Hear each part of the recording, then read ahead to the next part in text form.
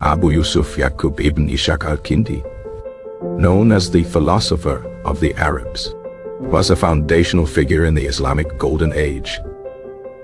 Born around 801 AD in Kufa, Mesopotamia, he was a polymath who mastered philosophy, mathematics, medicine, optics, and music. Al-Kindi served the Abbasid caliphs in Baghdad, a vibrant center of learning and translation. It was within this intellectually fertile environment that he developed his most intriguing and influential theories. At the heart of his cosmological framework lies the treatise known as Radiis, or On the Stellar Rays. This seminal work posits a universe bound together by a universal force, an intricate network of rays. Al-Kindi argued that every single thing in the cosmos, without exception, emits rays of influence in all directions. These rays are not merely light, but are carriers of the essential nature and power of their source. The stars, the planets, the moon, and the sun all project their specific qualities down to the terrestrial realm. Similarly, every object on Earth, a plant, an animal, a human being, radiates its own essence outward. This created a dynamic and interconnected reality where nothing existed in isolation. The universe, in Al-Kindi's view, was a vast, resonating symphony of forces. Each ray traveled in a straight line, carrying information and power from its point of origin. When these rays intersected, they would mix, their powers combining to create new effects. The entire world was therefore a tapestry woven from these countless, crisscrossing lines of energy. This theory provided a rational explanation for phenomena that were otherwise considered magical or mysterious. It was a grand unified theory of influence, connecting the celestial with the terrestrial. Al-Kindi's framework explained how celestial bodies could govern events on Earth, a cornerstone of astrology. The specific configuration of the stars and planets at any given moment created a unique combination of stellar rays reaching a particular point. This celestial harmony, or disharmony, would directly impact the nature and fate of anything born or initiated at that moment. Thus, astrology was not mere superstition but a science based on the physical interaction of stellar radiations. The power of words and sounds was also explained through the theory of rays. Al-Kindi proposed that spoken words, incantations, or musical notes generated vibrations that propagated as rays through the air. These sound rays carried the intention and emotion of the speaker or musician. When these rays struck a target, they could induce changes in its physical or spiritual state. This provided a philosophical basis for the practice of magic and the belief in the power of prayer and incantation. A skilled practitioner could, by focusing their will and using specific words or symbols, direct these rays to achieve a desired outcome. The human being held a special place in this cosmic web. Al-Kindi saw humans as a microcosm, a reflection of the greater universe or macrocosm. Humans were not just passive recipients of these universal rays. They were also powerful emitters. The human soul, through the act of imagination and intense desire, could generate its own potent rays. If a person's desire was strong enough, and their concentration absolute, their emitted rays could influence the external world. This meant that human will was a genuine force of nature, capable of causing real change.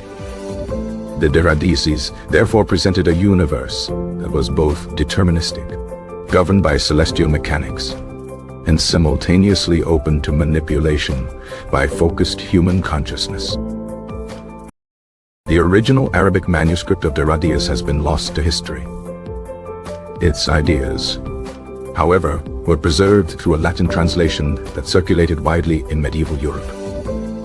This translation became a key text for Western philosophers, alchemists, and natural magicians.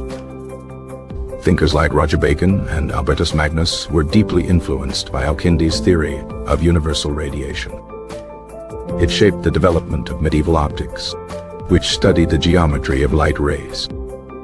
It also provided a sophisticated intellectual foundation for the study of astrology and what would later be called natural magic. The theory distinguished natural magic, which operated through the manipulation of these natural rays, from demonic or necromantic magic. Al-Kindi's work was an attempt to systematize and understand the hidden connections that govern the universe. He sought a rational basis for the sympathies and antipathies observed in nature. Why does a magnet attract iron? Why do certain herbs have specific healing properties? For Al-Kindi, the answer lay in the specific nature of the rays emitted by each substance. The compatibility or incompatibility of these rays determined their interactions. The influence of the moon on the tides was a perfect example of this principle in action.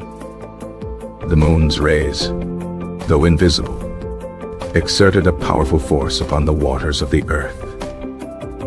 Every element, earth, air, fire, and water, had its own characteristic radiation. The combination of these elements in any object determined the quality of the rays it produced. The complexity of the world arose from the infinite combinations and interactions of these elemental rays. The theory also had implications for medicine. A physician could understand a patient's illness as a state of imbalance caused by harmful or discordant rays. Healing, therefore, involved restoring harmony by applying remedies, herbs, minerals, or even specific sounds that emitted corrective, harmonious rays. The physician's role was to be a tuner of the body's energies, bringing it back into alignment with the cosmic order. Al-Kindi's vision was of a cosmos filled with active, causal agents. Nothing was truly inert. Everything participated in the universal dialogue of influence. The stars were not distant, cold objects, but active participants in the drama of terrestrial life. Their light was not just for illumination, but was a physical manifestation of their power. The color, brightness, and position of a star all contributed to the specific nature of its ray. This intricate system linked the observable with the unobservable, the physical with the metaphysical. It was a holistic worldview that saw connections and correspondences everywhere.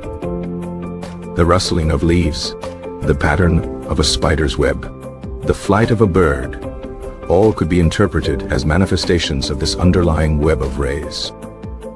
The world was a text to be read by those who understood the language of universal influence. Al-Kindi's Radiis stands as a testament to the intellectual ambition of the Islamic Golden Age. It represents a bold attempt to synthesize Greek philosophy, particularly Neoplatonism, with scientific observation and magical tradition. It provided a framework that was both intellectually satisfying and practically applicable for its time. While modern science has replaced this theory with concepts of gravity, electromagnetism, and quantum mechanics, the core idea of a connected universe continues to resonate. Al-Kindi's work reminds us of a time when science, philosophy, and magic were not separate disciplines, but integrated parts of a single quest for knowledge. The power of a talisman or amulet could be explained by the rays it absorbed from the stars at the moment of its creation.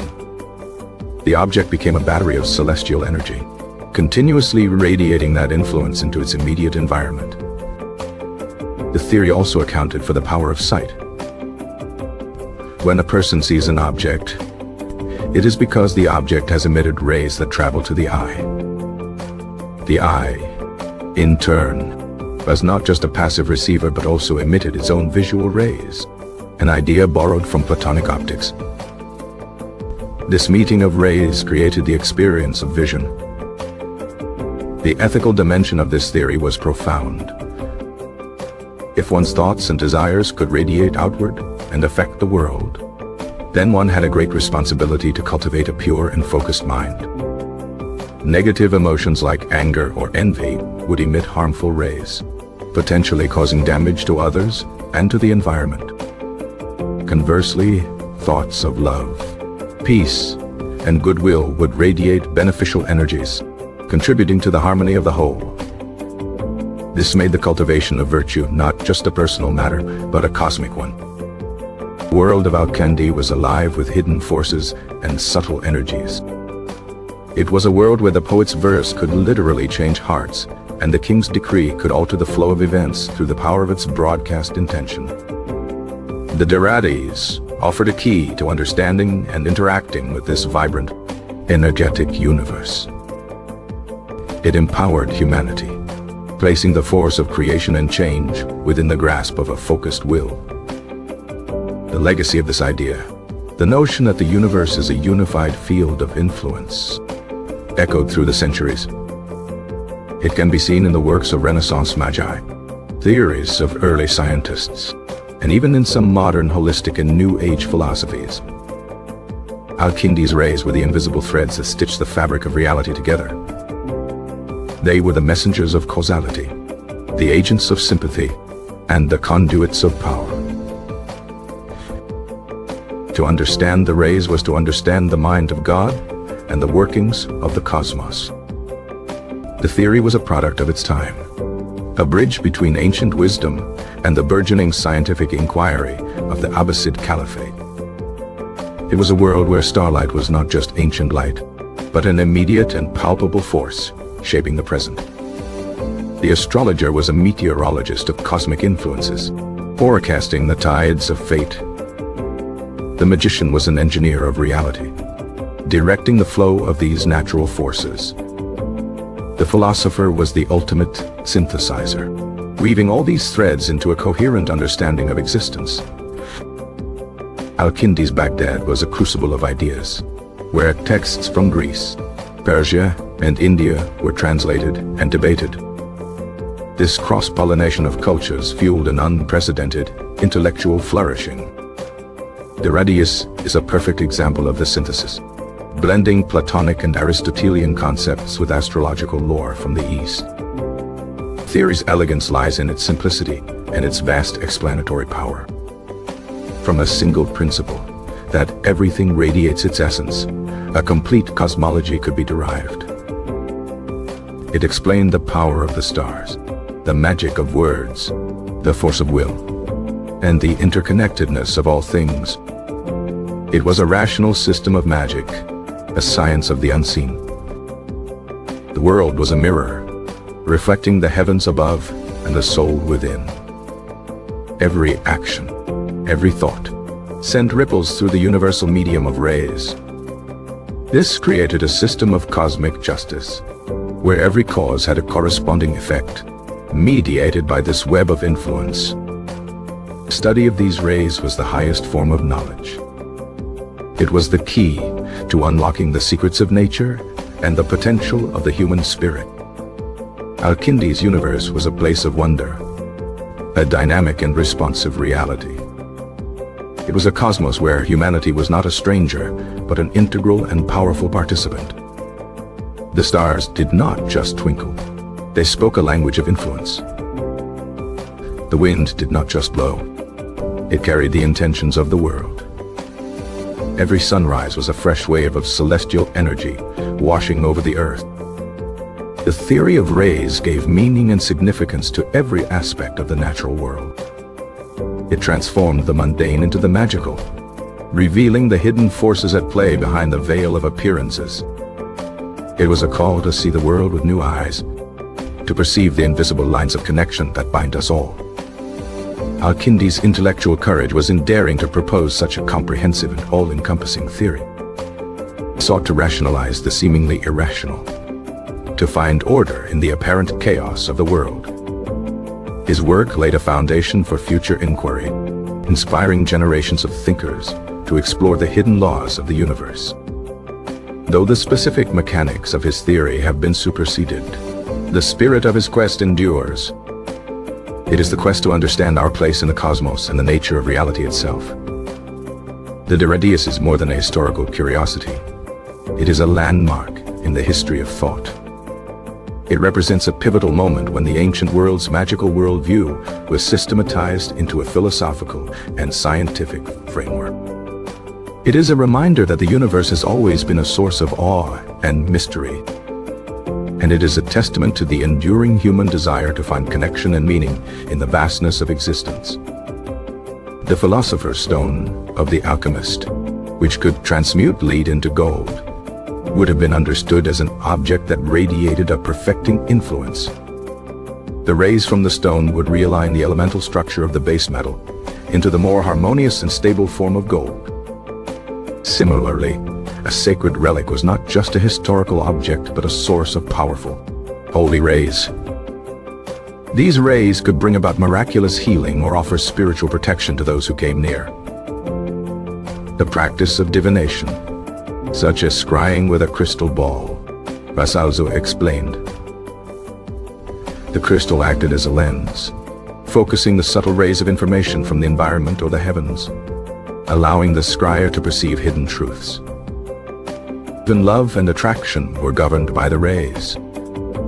Two individuals whose radiated essences were harmonious would feel a natural and powerful attraction to one another. Their rays would resonate, creating a bond of sympathy and affection. Conversely, disharmonious rays would lead to feelings of antipathy or conflict.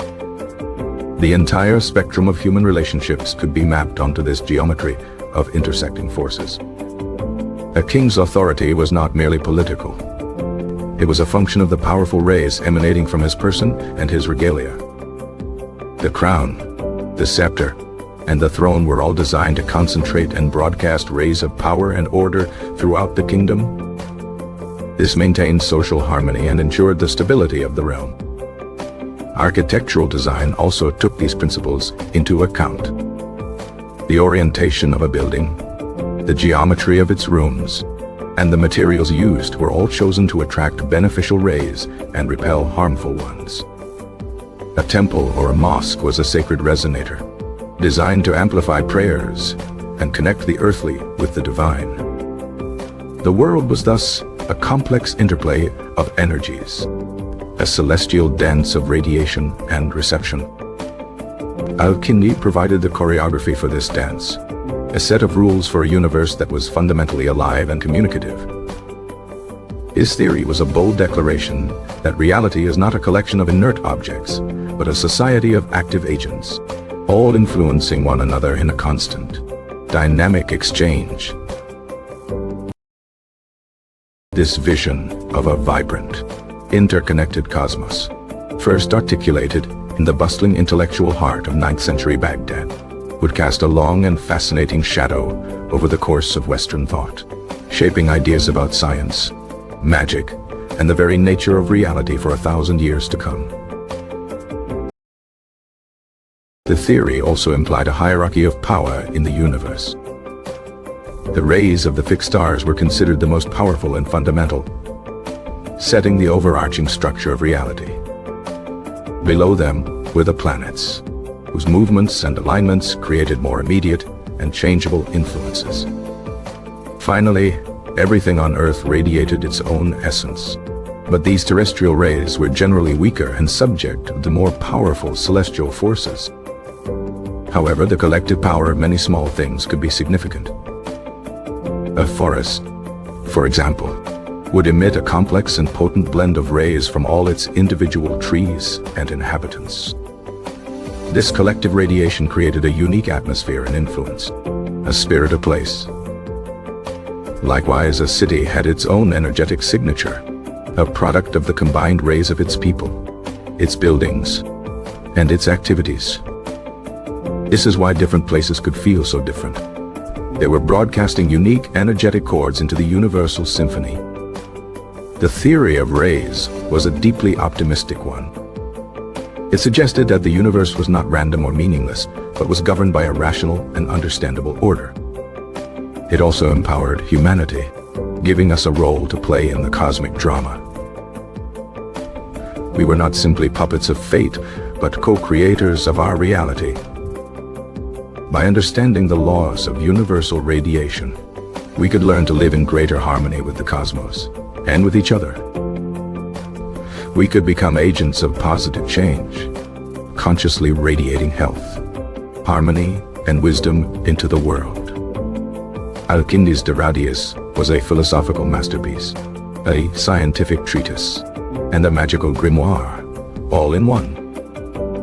It was a unified field theory for the 9th century, a testament to a mind that saw the universe as a single, coherent, and deeply meaningful whole. The echoes of his stellar rays can still be faintly perceived in the ongoing human quest to understand the fundamental nature of our interconnected world.